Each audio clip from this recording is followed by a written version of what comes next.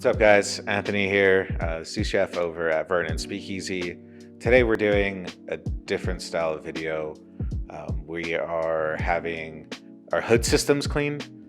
This is something that happens like every 3 to 6 months, depending on what the cleaners decide. So we're kind of going in on a talk about what it takes to be a sous chef here at Vernon's and kind of the steps to progress once you become a line cook and you decide that this is the way to go. This is your lifestyle now. We're gonna kind of do a deep dive on that. To start things off, I'm going to be looking down over my little book here at some principles and keywords that I want to talk about. The first one being, what is a chef? Chef is a cook that leads. Now, when you start getting to that level of becoming a chef, there's management principles, team building, and crisis management that somebody has to think about. And I'm going to start with management principles, and I think that comes with being cultured. I'm going to say people skills. Someone that is naturally good with talking to people can find their way into management really easily, especially when it comes to in our business, de-escalation. A lot of the times you have to find ways to de-escalate certain situations. A perfect example was one time I had to de-escalate a situation where this cook came in pretty drunk and just started rambling and just making the environment just not a safe place, right? He made it a toxic place. Started to get a little bit personal with me. Any sane person probably would be like, hey, yeah, man, let's go outside. You get your buttons pushed, but when you have to lead by example, you can't just be a thug and fight someone out back of the restaurant. You have to figure out, okay, how do I get this guy out of here? How do I keep this guy from not picking up a knife or not picking up a frying pan? How do I stop this? And you just, honestly, I was just talking to him enough to keep him busy, but figuring out what he needed. And in that scenario, he just wanted his final paycheck and he got out of there. So de-escalation, it comes with, being exposed to certain situations, I think, in life. And also I kind of wanted to go into your basic skills and abilities is to show up on time. If you break a hollandaise sauce or you break the beurre blanc, we can fix that. We can train you how to do that. When you show up 3 times late, you're out, man. If you can't keep up with what we're demanding as far as food quality goes and your job is a line cook, it's time to clean up your locker and go home. These are things that are learned and merits that are earned in the kitchen. And I think we're kind of losing that sense nowadays, where we're lowering our standards when our standards should be held high, really. Again, you're taking these people who are normally social outcasts and you give them an expectation, which is show up on time, blind obedience, and a quality of food where you set the bar. And these people show up, and they've continued to show up even through this pandemic consistently, and they're ready to put out food and they're ready to be yelled at. They're cooking with all their senses. That's the baseline for a line cook.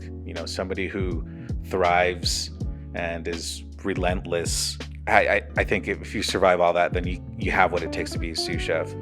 And the sous chef is the artist and the air traffic controller, I think, in this scenario. You have to have a certain level of madness and, I think, passion for what you do to be able to thrive in a scenario like that, right? It's hot. You're under a lot of pressure. That's why I say you got to keep the feuds to a minimum. You can't have guys wanting to be at each other's throats because they cooked a piece of flounder wrong. You need to have everyone on the same page and ready to go and ready to exceed that bar that you set. And I keep looking down here, I have a couple of personality traits. Like when it comes to interviewing a line cook, what do I look for? One of those is, it's going to be blind obedience. Can you show up on time? I mean, that's a big one that we've kind of stepped away from. If you show up 15 minutes before your shift, you're on time.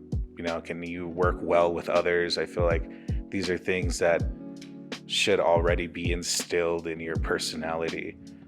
Communication, even if you have a social barrier, at least tell me that you're going to be 5 minutes late. One of the things I like about working in the kitchen is there's nobody I wouldn't have a beer with after work. You can be in the middle of a really tough shift. I mean, you're overbooked, everyone's oversat, servers are not running their food. Tensions run high, even as management. If someone breaks a glass in the middle of a rush and you yell at them, I mean, you can't let them take that to heart, and you got to make sure that they know that at the end of the day, maybe you made a mistake yelling at them, but that doesn't mean that you cannot have a beer with them and laugh it over and talk it over, because maybe you guys are some of the toughest son of a bitches around, and you know what, service fucking sucked, but you did it. Those are some attributes that I think in my life are important and that I'd like to reflect on my cooks. Oh, some very important ones, I think, for now when you're up there, kind of to summarize what we're talking about when it comes to leadership, is you can't have a do-it-all yourself mentality. I see some of these guys, and I've been that guy before, where I can't trust anyone. I have to do it myself. You're going to burn yourself out. You're going to be on your way to becoming a sous chef, and then you're going to get that small mentality that if you weren't there for it, then it's going to be messed up. You didn't touch it, or if you didn't do it yourself, it's going to be messed up. No, you need to delegate. You need to put your guys in their strong suits and delegate and take them out of their comfort zone. I tell my guys that all the time. Like, if you come in and you're comfortable, then I'm doing something wrong.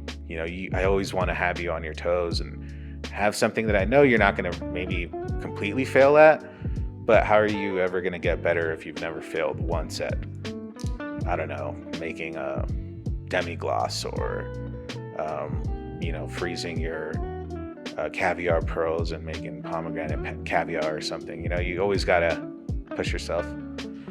Also, sense of humor. I think that's a big one. You have to have a sense of humor. It comes with the level of madness, right? Sense of humor, madness.